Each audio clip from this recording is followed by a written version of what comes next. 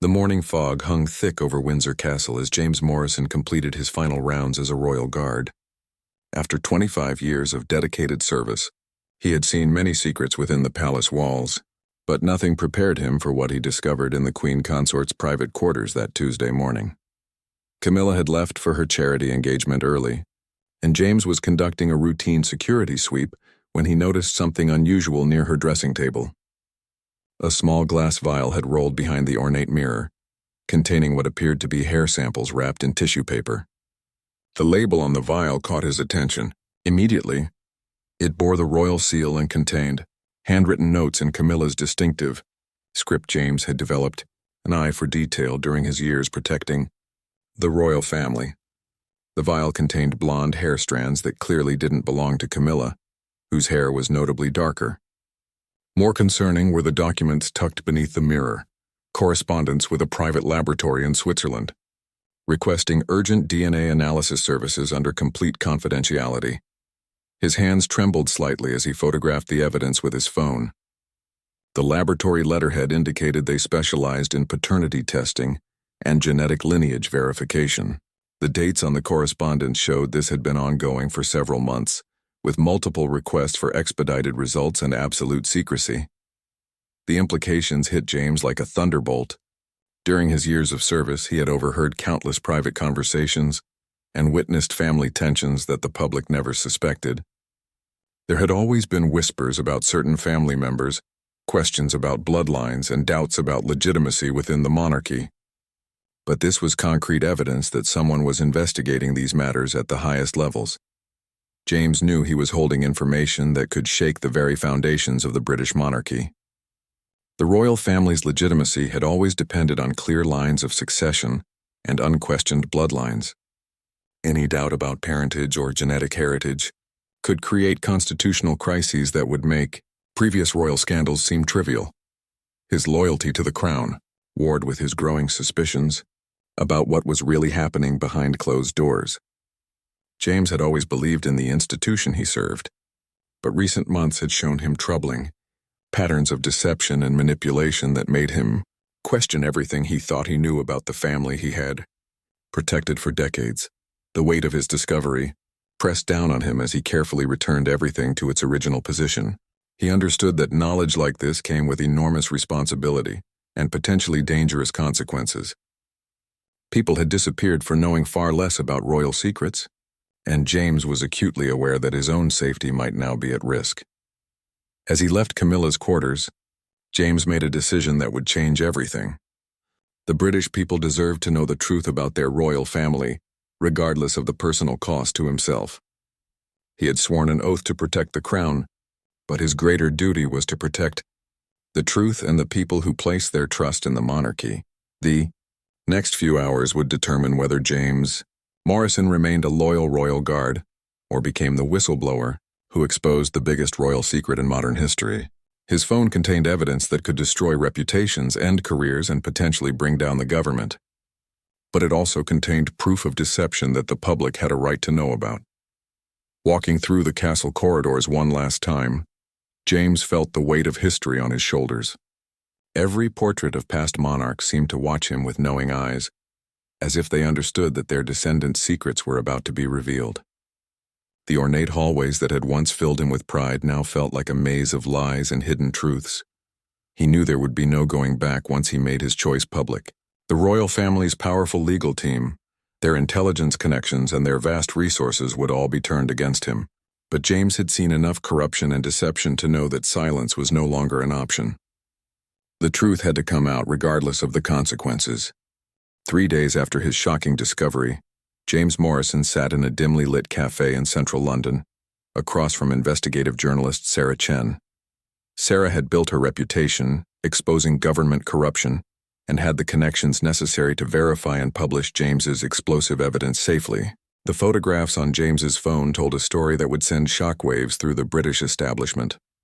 Sarah's eyes widened as she studied the images of the DNA testing correspondence, the mysterious hair samples, and the laboratory reports that James had managed to obtain through his security clearance.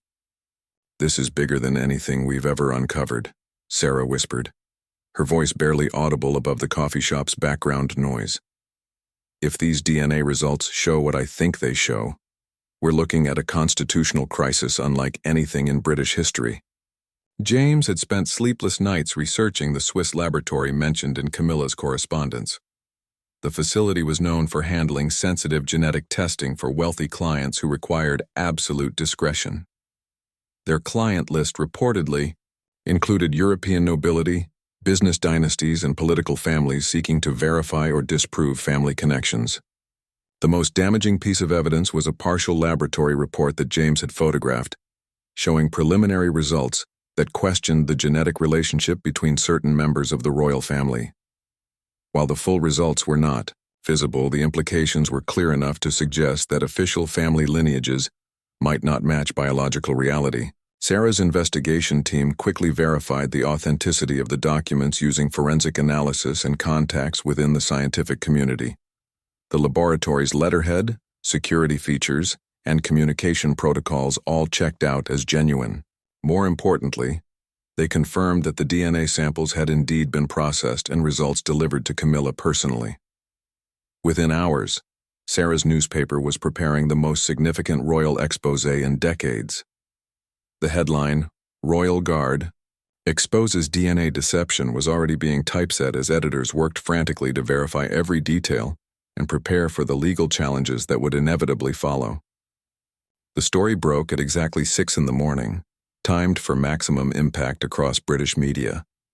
Television news anchors struggled to maintain their composure as they read reports that suggested the royal family had been hiding fundamental truths about their bloodline for years. Social media exploded with reactions ranging from outrage to disbelief.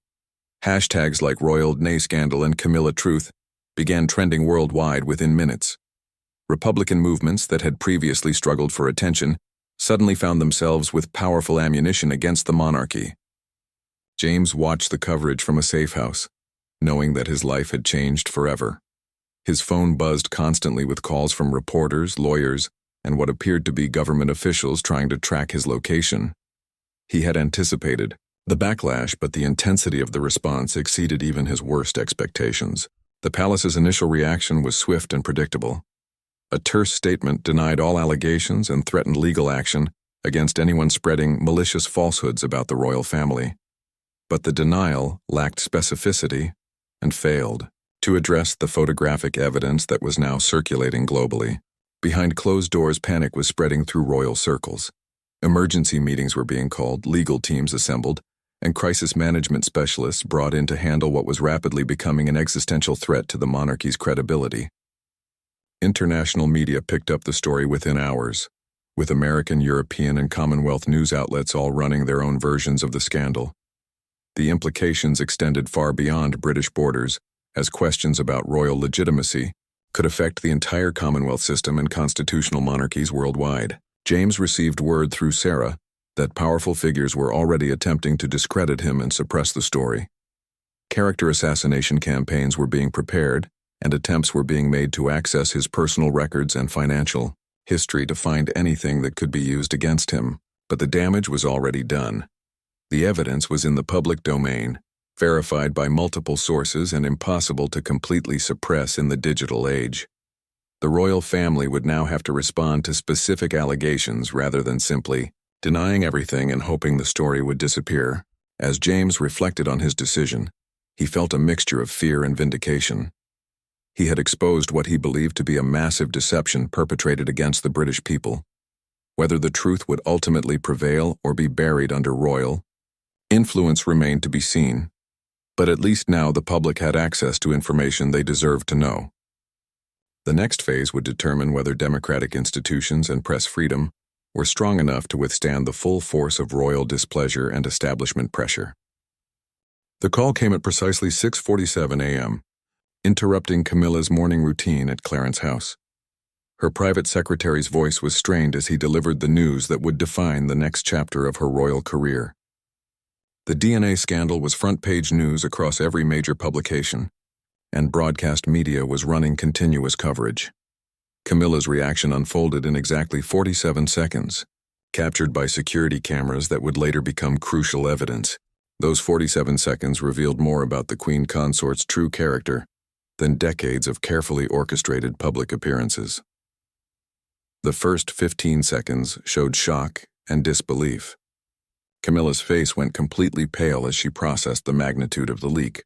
Her hands began trembling visibly as she realized that her most carefully guarded secret had been exposed to the world. Seconds 16 through 30 revealed explosive anger. Camilla threw her morning coffee cup against the wall, screaming profanities that palace staff had never heard from any member of the royal family. She demanded to know immediately how James Morrison had gained access to her private quarters and why security protocols had failed so catastrophically. The final 17 seconds showed something even more disturbing: cold calculation. Camilla's demeanor shifted completely as her political instincts took over. She began issuing rapid-fire instructions for damage control, legal action, and what sounded suspiciously like threats against James Morrison's safety and financial security.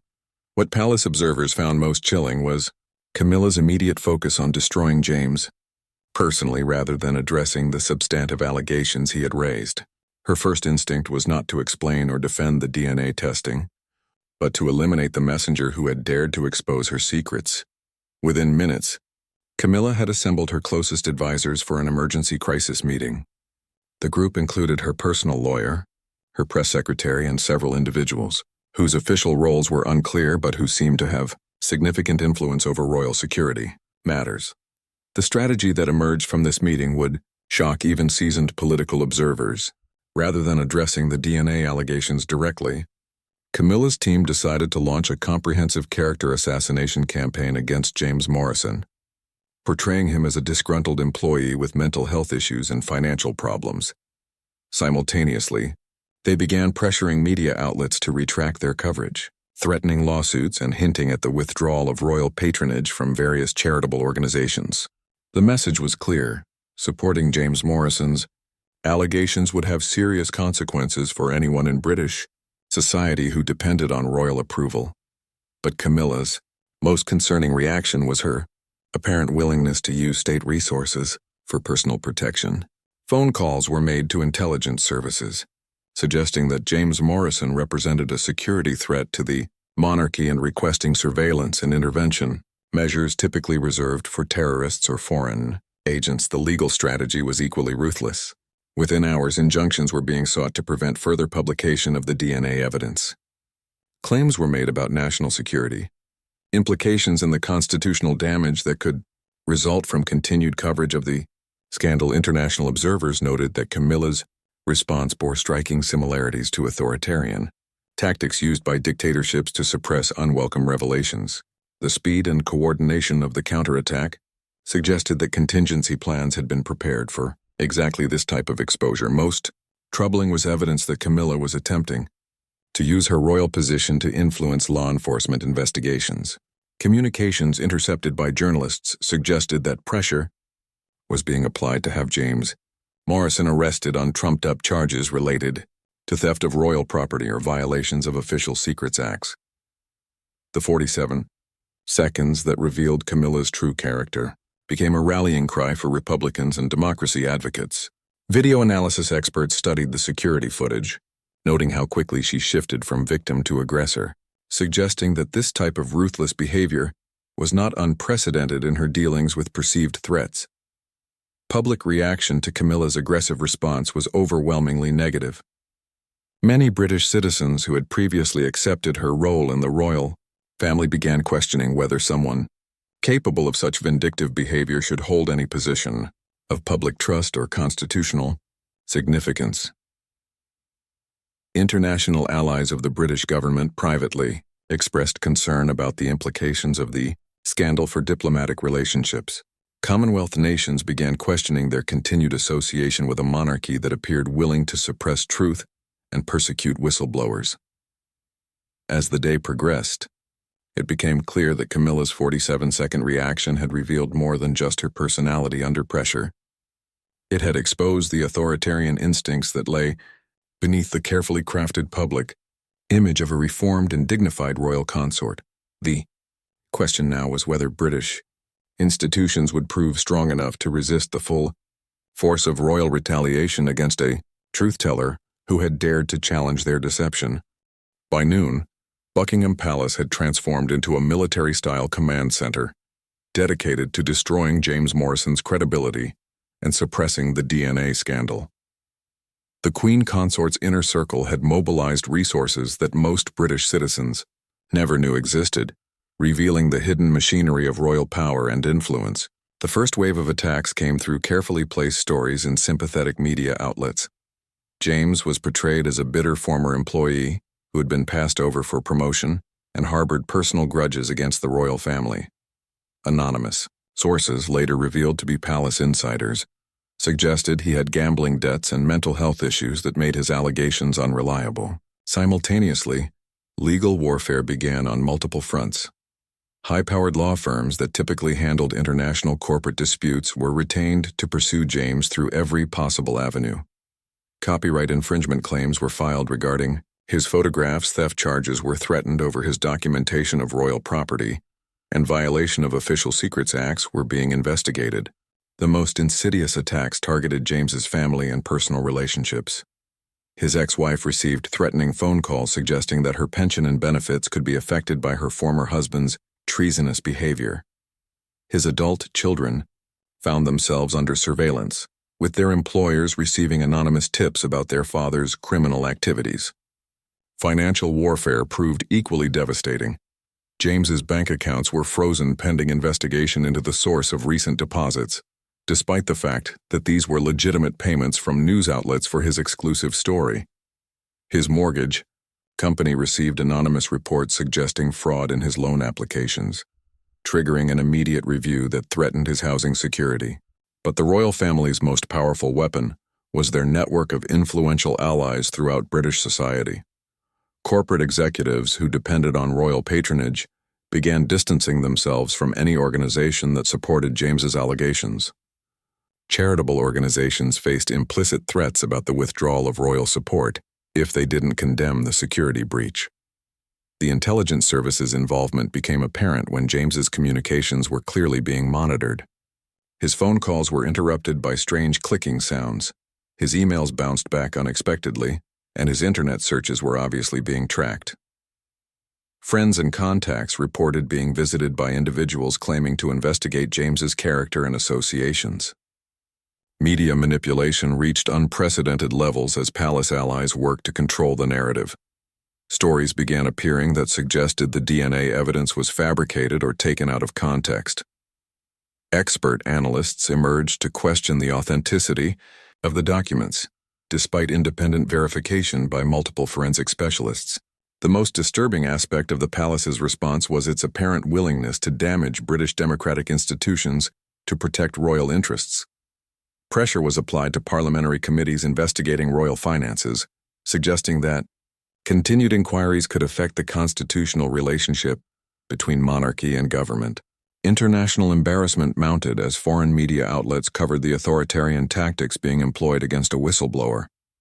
Democratic allies expressed private concern about Britain's commitment to press freedom and protection of truth-tellers, while authoritarian regimes pointed to the scandal as evidence that Western democracies were hypocritical about human rights. Despite the massive resources arrayed against him, James Morrison found unexpected support from civil liberties organizations, investigative journalists, and ordinary citizens who recognized the broader implications of the royal family's retaliation campaign. Crowdfunding efforts raised money for his legal defense, while international human rights groups offered protection and advocacy services. The tide began turning when several retired royal protection officers came forward to support James's account of palace culture and confirmed that the type of secret DNA testing he had discovered was consistent with ongoing concerns about family legitimacy within royal circles. Most damaging to the palace's credibility was the emergence of additional evidence that Camilla had conducted similar secret investigations into other family members' genetic heritage. Former laboratory employees confirmed that the Queen Consort had been a regular client for paternity testing and lineage verification services spanning several years. The revelation that this was not an isolated incident, but part of a systematic campaign to verify or challenge family relationships within the monarchy, transformed public perception of the scandal. What had initially appeared to be a single security Breach now looked like exposure of ongoing deception at the highest levels of British society. As international pressure mounted and domestic support for James Morrison grew, the palace found itself fighting a losing battle against truth and transparency. The very institutions they had sought to manipulate began pushing back against royal overreach, asserting their independence and commitment to democratic principles. The war machine that Camilla had unleashed was beginning to consume itself, with allies questioning whether their association with such heavy-handed tactics was worth the reputational damage they were suffering. The constitutional crisis that the royal family had tried to prevent was becoming inevitable, as their own response revealed the authoritarian instincts that lay beneath the surface of modern monarchy. 2 weeks after the initial scandal broke, the Swiss laboratory at the center of the controversy made an unprecedented decision that would change British history. Faced with mounting international pressure and legal threats from multiple governments, the facility's directors chose to release the complete DNA analysis results that had been conducted for Queen Consort Camilla. Dr. Heinrich Weber, the laboratory's chief geneticist, held a press conference in Geneva that was broadcast live around the world. The scientific evidence he presented was devastating to the royal families, claims of genetic legitimacy and hereditary right to rule. The DNA analysis revealed that 2 senior members of the royal family showed no genetic relationship to their supposed biological parents. The implications extended far beyond personal embarrassment, striking at the heart of the monarchy's constitutional foundation and the entire concept of hereditary succession. More shocking was the revelation that Camilla had been systematically investigating family genetics for over 3 years, apparently acting on long-held suspicions about the true parentage of certain royals. The laboratory records showed dozens of tests conducted on hair samples, personal items, and other genetic materials obtained through what appeared to be covert collection methods. The complete documentation revealed that Camilla had been building what amounted to a genetic blackmail operation, gathering evidence of illegitimate births and questionable paternity that could be used to manipulate succession decisions and family dynamics. Her position as queen consort had provided perfect access to genetic materials from across the royal household. Dr. Weber's presentation included timeline analysis showing how Camilla's testing coincided with major royal decisions about inheritance titles and public roles. The pattern suggested that genetic information was being used to influence family politics and potentially alter the line of succession based on biological rather than legal legitimacy. The international scientific community immediately validated the laboratory's findings, with geneticists from universities across Europe and America confirming the authenticity and accuracy of the DNA analysis. The evidence was so comprehensive that even the royal family's hired experts could not credibly dispute the results. Public reaction was explosive and immediate.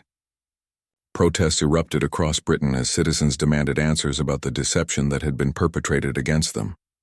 Republican movements that had previously struggled for support found themselves overwhelmed with new members who felt betrayed by the monarchy's lies.